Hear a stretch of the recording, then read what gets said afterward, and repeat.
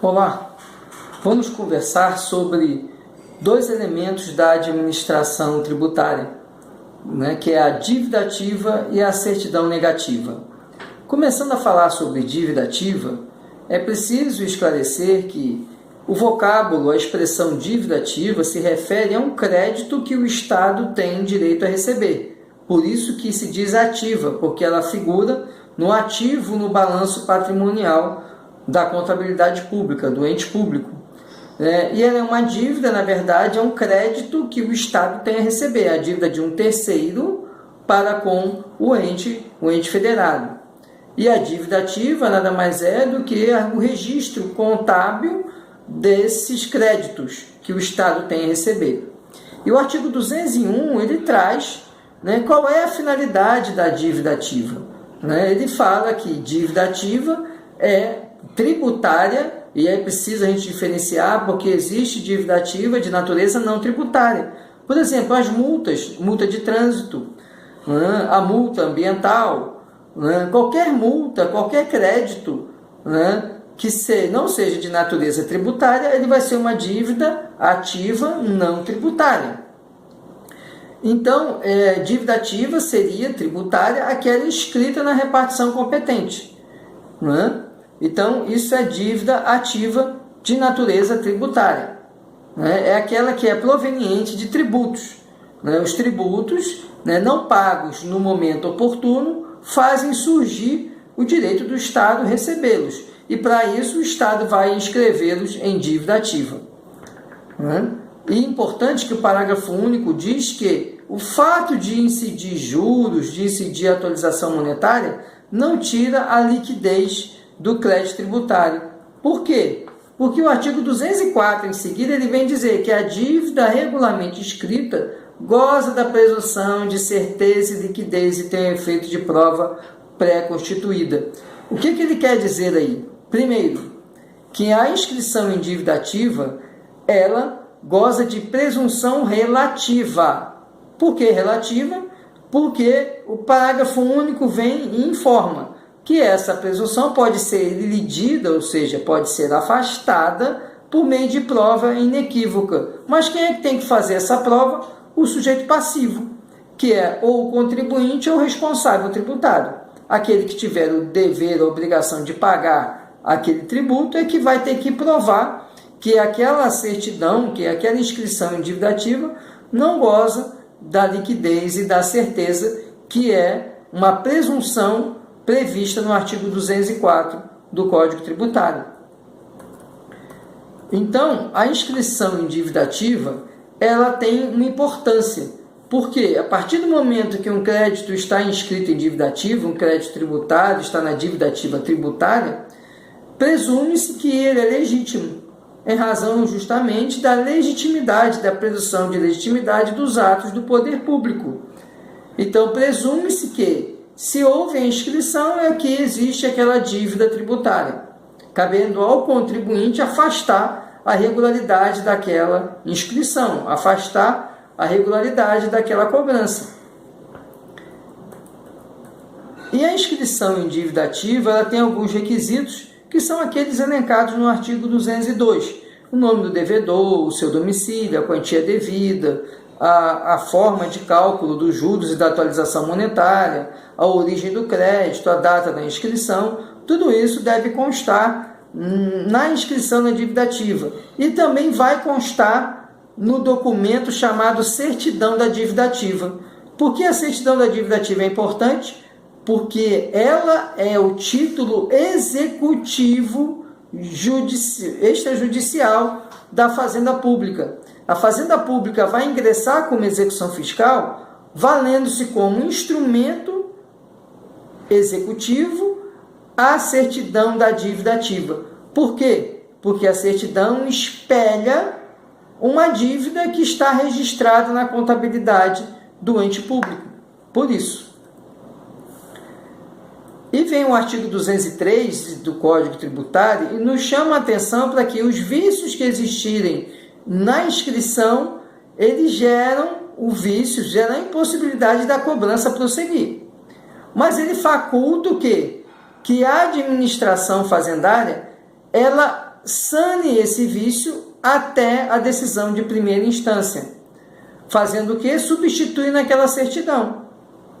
É sempre que ela vai poder fazer isso? Não, porque o vício tem que ser da inscrição em dívida ativa e não do lançamento.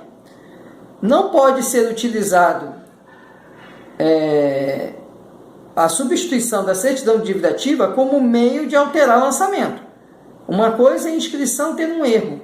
Esse erro na inscrição, porque faltou lá o tipo, né, a norma legal que autoriza a atualização monetária e os juros de mora. Aí ele vai corrigir a inscrição em dívida ativa e vai expedir uma nova certidão. Agora, ele não pode fazer isso para alterar o lançamento. Nós vimos que o lançamento, ele só notificado ao contribuinte, ele só pode ser alterado em razão de impugnação, recurso administrativo ou então decisão, recurso de ofício ou então decisão de recurso administrativo. Então, ele não pode ser alterado ao bel prazer da administração fazendária. Tá?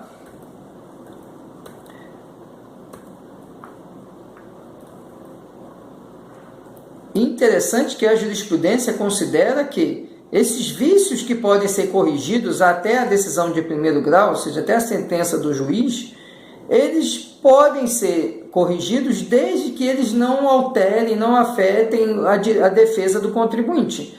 Se é um vício que macula o direito de defesa do contribuinte, ele não poderá fazer essa substituição, ele terá que fazer um novo lançamento, notificar novamente o contribuinte, e aí sim, se o contribuinte não pagar no prazo, fazer a inscrição em dívida ativa.